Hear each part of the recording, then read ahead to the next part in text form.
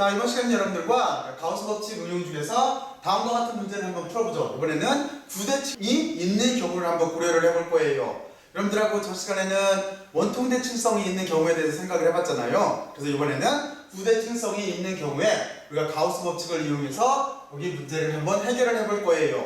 한 가지 다시 한번 여기서 가우스 법칙만 잠깐 고려를 해보고 시작을 하죠. 가우스 법칙이라고 하는 자체는 전 시간에 설명한 대로 개념상 보면 어떻게 되어 있는 거냐면 안쪽과 바깥이 같다라고 하는 건데 이 경우인 거예요. 여기 어떤 사고 실험 모델을 이렇게 만들어 놨는데 무슨 뜻이냐면 안쪽에 있는 전하가 바깥 공간에 전기장의 플러스를 만들었다는 소리예요. 바깥 공간이라고 하는 자체는 지금 여기 붉은 색깔을 이렇게 그리면 가우스면 바깥쪽을 뜻하는 거예요. 그걸 우리가 그대로 기호 처리를 하면 다음과 같이 쓸 수가 있어요. 안쪽에 전하가 바깥의 공간에 전기장의 플럭스를 만든 거예요. 그리고 이 값 자체를 엡실론 제로라고 하는 유전율로 나눠주면 되는 거예요.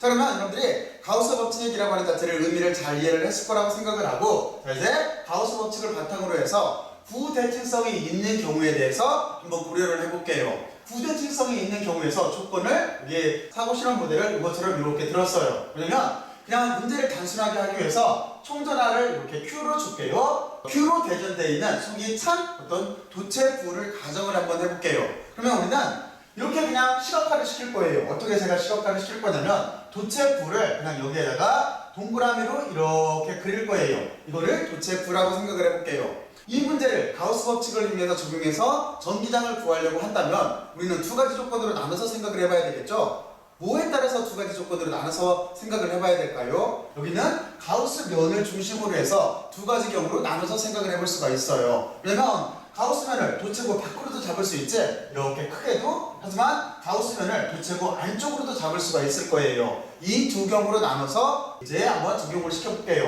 그래서 목적 자체는 전기장을 구하는 거예요. 여기다가 제가 전기장 써놓고 나서 2라고 쓰고 물음표를 이렇게 쓸게요. 첫 번째 조건은 이거예요.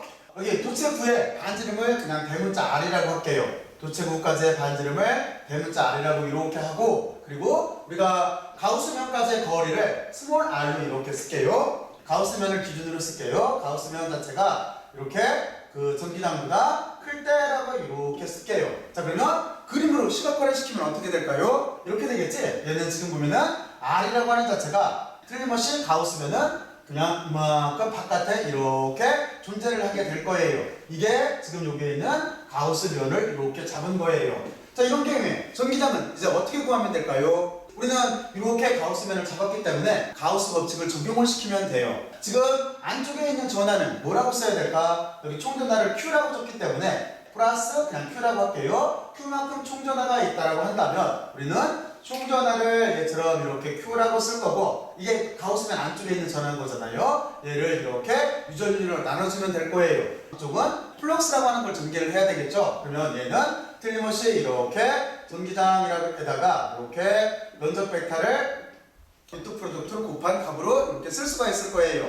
물론 여기는 스칼라 프로덕트예요. 바로 이 문제를 풀게 되면은 이 상황에 대해서 전기장을 계산할 수가 있을 거예요. 그럼 여러분들이 전 시간을 통해서 잘 알았겠지만 여기 전기장하고 지금 여기가 미소 면적 벡터가 여기 스칼라 프로덕트로 연결이 되어 있는데 실제는 서로 여기에서도 서로 방향이 같은 거죠. 방향이 같기 때문에 여기를 스칼라로 처리를 할게요. 그러면 우리는 이거를 어떻게 쓸 수가 있냐면 전기장을 그냥 밖으로 빼고 이렇게 쓸 수가 있을 거예요. 그 전기장과 이 면적 벡터 사이의 방향이 같기 때문에 그래요. 만약에 여기를 예를 들어서 설명을 한다고 한다면 우리가 지금 이만큼 잡은 그 가우스 면을 A라고 했을 때 여기 조그만 면적을 이렇게 DA라고 하고 여기에서 나오는 면적 벡터를 DA의 것처럼 화살표로 이렇게 표시를 한다고 했을 때 실제 전기장 자체를 여기를 뚫고 지나갈 거잖아요. 그래서 여기 도체구에서 나오는 전기장을 그냥 여기서 선 하나를만 그릴게요. 그러면 선 자체가 이렇게 나오고 얘가 전기장이 될 거예요. 그러면 우리가 전기장이나 그 미소 면적 벡터를 만든 요거나 두 개가 서로 방향이 같잖아요. 그래서 여기를 스칼라 프로덕트를 이렇게 쓴 거예요. 이제 의미 부여를 해야 되겠죠? 어떤 의미를 부여를 해야 되는 거냐면 얘가 뭘 뜻하나 하는 생각을 해봐야 돼요. 뭘 뜻해요? 맞아요. 여러분들이 잘 알고 있겠지만 이 값은 뭐냐면 면적 적분을 뜻하는 거예요. 그래서 여기다가 면적 적분이다 또는 면적분이다 라고 이렇게 쓴다라고 한다면 지금 같은 경우에는 뭐에 대한 면적분이에요? 지금 실험 구조에 의하면 도체 Q니까 구의 표면이 되겠죠. 그래서 이 의미 자체는 구의 표면일 수밖에 없어요. 그러면 구의 표면은 얼마예요? 4파이 제곱인 거예요. 그러니까 여러분들은 이 값 자체를 다시 쓰게 되면은 이렇게 쓸 수가 있어요. 이쪽 전기장 쪽을 먼저 쓸게요. 위에 결과에서 전기장이라고 하는 자체는 이만큼이 구의 표면이니까 여기는 4파이 r의 제곱이 이렇게 될 테고, 그리고 오른쪽 텀은 이게 남아있어요. 이렇게 안쪽에 있는 전하를 총전하 Q일 테고 유전율로 나눠준 값이 될 거예요. 그래서 우리가 구하고자 하는 전기장이라고 하는 자체는 어떻게 쓸 수가 있냐면 나눠주게 되면은 4파이가 이렇게 있고 입실론을 먼저 쓸게요. 그리고 여기에 r 제곱이 있고 Q를 이렇게 나눠준 값으로 될 거예요. 이게 우리가 구하려고 하는 전기장의 크기예요. 물론 여기를 똑같은 논리에 의해서 벡터로 만약에 이렇게 쓰고 싶으면 방향 자체를 지금 R방향, 거기를 우리가 R로 이렇게 잡았으니까 R방향이라고 한다면 이렇게 하는 벡터를 붙여주면 될 거예요. 자, 그러면 이제 또 하나를 해봐야 되겠죠? 어떤 걸 눈해야 되는 거냐면 이번에는 여기다가 두 번째를 이렇게 눈할 거고, 어떤 경우냐면 조건은 이거예요. 도체 V의 반지름보다 가우스면을 작게 잡은 경우예요. 그림으로 그리게 되면은 이 그림을 여기다 작게 그릴게요. 그럼 이렇게 되겠죠? 도체 V의 반지름을 만약에 여기서부터 이만큼을 R이라고 한다면 지금 이 경우는 어떻게 되겠어요? 가우스면 자체가 이 안쪽으로 이만큼 이렇게 있는 경우인 거죠. 스몰 r로 이렇게 되고, 저 말하는 빨간 색깔이 가우스면일 거예요. 이때 전기당은 얼마가 될까요? 바로 이 경우의 전기당은 얼마가 될까요? 0이 돼요. 그렇죠? 전기당이라고 하는 자체는 Q로 쓰게 되면은 여기는 이렇게 0으로 이렇게 표현할 수가 있어요. 여기는 왜 0이 될까요? 이유가 뭘까요? 이유가 이 안에는 전하가 있을까요? 없을까요? 전하가 없어요. 왜냐면 전하 자체는 여기서 만약에 플러스 Q만큼 충전하가 있다라고 한다면 이 전하는 쫙 다 밀려가지고 도체부의 표면에만 존재를 하겠죠. 그래서 안쪽에는 전하가 분포할 수가 없어요. 바로 그 이유 때문에 여기는 계산할 필요도 없이 전기장이 0이에요. 자, 그러면 형들은 여기까지 잘 이해를 했을 거예요. 근데 이거를 약간 바꿔보죠. 지금은 제가 여기를 속이 찬 도체부라고 하는 조건을 줬기 때문에 여기서 안쪽에 전기장이 0이었는데 문제 조건을 약간 바꿔볼게요. 이거를 어떻게 바꿀 수가 있냐면 첫 번째, 여기가 여기에다가 쓸게요. 여기를 첫 번째 조건이었다라고 한다면 두 번째는 이렇게 바꾸면 돼요. 바로 이 부분을 재해석하기 위해서 여기를 이러한 입장으로 재해석을 할게요. 만약에 이게 절연체 부라고 한다면 절연체 부라고 이렇게 쓸게요. 부로 이렇게 조건을 바꿔줬어요. 조건을 변화시켜줬어요. 조건 변화라고만 쓸게요. 그러면 상황이 약간 달라져요. 어떻게 달라지냐면 절연체 구가 또 하나 이만큼 있거나 또는 여기에 이 공간 내에 전전하가 많이 분포를 하고 있어요. 그랬을 때 여기까지 거리를 이렇게 R이라고 보고 만약에 그 일부 영역 안쪽의 영역으로 이렇게 여기를 R이라고 보고 가우스면을 이렇게 잡았다라고 한다면 여기서 다시 연장을 할게요. 이게 가우스면이에요. 이때는 우리가 전기장을 구할 수가 있어요. 부피에 비례하는 만큼 전하가 요 안쪽에 빨간 색깔 안쪽에 존재를 하기 때문에 우리는 이렇게 쓸 수가 있겠죠. 전체 파란 색깔로 가지고 있는 부피는 3분의 4 파이 r의 3승꼴로 이렇게 될 테고 비례값을 쓸게요. 얘는 지금 어떤 거예요? 여기가 전연체 구인 거죠. 전연체 구의 총전하를 Q라고 했으니까 Q라고 이렇게 쓴다라고 한다면 우리가 구하려고 하는 자체는 지금 이쪽 안쪽 Q예요.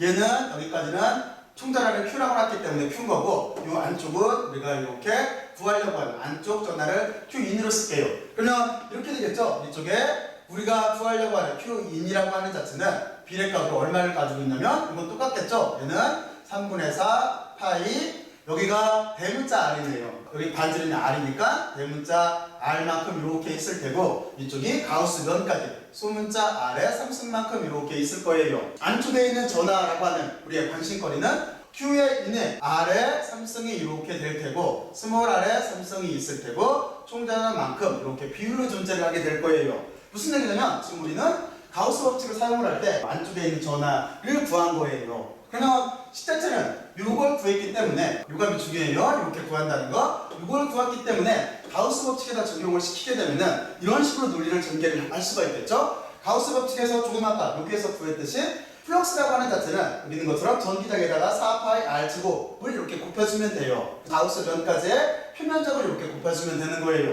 그러니까 여기도 똑같은 논리가 적용이 되겠죠. 그래서 어떻게 쓸 수가 있냐면 우리가 구하려고 하는 전기장은 4파이 r의 제곱이니까 가우스 면까지의 거리 이게 전기장일 테고 그리고 이 식에서 보면은 저 오른쪽 텀은 어떻게 되는 거냐면 지금 여기 있는 게 총전하겠죠? 그걸 우리가 뭐로 나눠주면 되는 거냐면 입실론 제로로 나눠주면 되는 거예요. 그러니까 여기는 입실론 제로가 있고 아래 삼성꼴이 있고 여기 총전하를 그냥 상수를 앞으로 쓸게요. 그리고 여기가 가우스면까지의 거리에 삼성꼴로 이렇게 되겠네요. 그러면 우리가 구하려고 하는 전기장은 어떻게 되겠어요? 오갑으로 이렇게 나눠주게 되면은 전기장이라고 하는 자체는 4파이 입실론 제로가 있을 테고 Q라고 하는 전하량이 있을 테고 거리가 이렇게 아래 3승이 이렇게 있을 테고 R꼴로 이렇게 남을 거예요. 이게 우리가 구하려고 하는 전기장이에요. 개념 차이점이나 개념 이해가 가요? 여러분들이 이걸 잘 이해를 해야 돼요. 그러면 간단하게 정리를 하게 되면은 실제로 중요한 건 이거예요. 우리는 가우스 법칙을 이용을 해서 전기장을 계산을 할 거예요. 가우스 법칙이라고 하는 자체는 전하 분포가 대칭적인 경우에 전기장을 쉽게 계산할 수가 있어요. 가우스 법칙이라고 하는 자체는 안쪽의 전하가 바깥 공간에 전기장의 플럭스를 만든 거예요. 이거를 지금은 어디에다가 적용을 시켜본 거냐면 부대칭성이라고 하는 조건이 있는 곳에 적용을 시켜본 거예요. 그래서 부대칭성이 있는 모델을 어떻게 만들었냐면 소기찬 도체 9라고 하는 가정을 들었어요. 소기찬 도체 9고 그 표면에 총전하가 대문자 Q만큼 있다라고 하는 가정 내에서 풀었어요. 그랬을 때 우리는 가우스면을 두 가지로 잡을 수가 있어요. 도체 부의 바깥면으로도 잡을 수가 있고 도체 부의 안쪽면으로도 잡을 수가 있어요. 도체 부의 안쪽은 전기장이 0이에요. 왜 0이냐면 도체 부의 내부에는 전하가 존재할 수가 없어요. 하지만 이것처럼 도체 부의 바깥쪽으로 잡았을 때는 가우스 법칙에 의해서 전기장을 계산을 해줘야 돼요. 핵심은 뭐냐면 여러분들이 가우스 법칙을 이렇게 쓴 다음에 생각을 해보면은 바로 이만큼 뜻하는 게 여기가 구의 표면일 수밖에 없어요. 의미 자체가 우리는 구의 표면값을 4파의 R제곱이라고 알고 있어요. 이걸 이렇게 대입한 거예요. 그래놓고 나서 전기장을 목적은 전기장을 구하는 거니까 나눠주게 되면은 얘처럼 이렇게 전기장을 구할 수가 있어요. 먼저 크기를 구한 다음에 그 뒤에 이렇게 벡터를 써준 거예요. 근데 이제 여기서 한 가지 더 의미를 부여를 해본 거죠. 도체부의 내부에서는 전하가 없기 때문에 전기장은 0이지만 조건을 바꿔주게 되면은 내가 소기찬 도체부가 아니라 만약에 소기찬 절연체부예요 라고 한다면 여러분들은 여기서 전기장을 계산할 수가 있어요. 어떻게 계산할 수가 있냐면 여기 관건은 이거예요. 안쪽에 있는 전하를 지금 여기처럼 비율로 구한 거예요. 안쪽에 있는 전하를 구하기 위해서 이쪽은 지금 뭐를 쓴 거냐면은 여기 절연체부 전체에 전하 분포를 비율로 쓴 거고 그리고 이쪽은 가우스면 안쪽에 있는 전하 분포를 이렇게 쓴 거예요. 그래 놓고 나서 우리는 여기는 가우스면 안쪽에 있는 전하를 비율로 구했기 때문에 그 값을 대입을 한 거예요. 그렇게 되면은 이것처럼 전기장 자체를 거리에 대한 값으로 구할 수가 있어요. 이쪽도 마찬가지예요. 만약 여기를 벡터를 놓고 싶으면은 뒤에다가 여러분들은 단위 벡터를 붙여주면 돼요. 자 그러면 여기서 여러분들이 한 가지를 더 이해를 할게요. 어떤 게 있냐면 만약에 저는 지금 여기 문제를 간단하게 해서 총전하를 그냥 Q라고 놨어요. Q라고 놨는데 저기를 만약에 여기 그냥 참고예요. 참고로 이렇게 부피전하 밀도를 로라고 이렇게 놔도 계산 방법은 똑같아요. 여기가 만약에 부피 전하 밀도라고 이렇게 쓸게요. 그러면 무슨 뜻이냐면 여러분들은 이쪽에서 안쪽에 있는 전하만 결정을 해주면 되는 거잖아요. 부피 전하 밀도를 로라고 이렇게 조건을 준다고 한다면 여러분들은 안쪽에 있는 전하는 틀림없이 이렇게 될 거예요. 로에다가 가우스면 안쪽 여기가 부피를 그냥 여기를 프라임라고 이렇게 할게요. 그럼 V 프라임만큼 이렇게 주어질 거예요. 이 식 자체는 어떻게 되겠어요? 여기는 부피 전하 밀도가 있는 거고 3분의 4 이렇게 파이 스몰 아래 3승꼴로 이렇게 될 거예요. 그래서 여러분들이 그냥 참고로 보면은 부피 전하 밀도라고 하는 개념을 가지고 계산을 하나 아니면은 그냥 총전을 그냥 Q로 주고 계산을 하나 결국에는 같은 형태의 값이 나오게 돼 있어요. 자 그러면 여러분들이 여기까지 잘 이해를 했을 거예요. 그리고 여러분들은 심화학습을 해봐야 되는데 그 어떤 심화학습을 꼭 해봐야 되는 거냐면 지금 저는 여기다 부대칭성에 대해서 눈했어요. 여러분들이 전 시간에 누나 어디에다 잠깐 여기다 쓸까요? 심화학습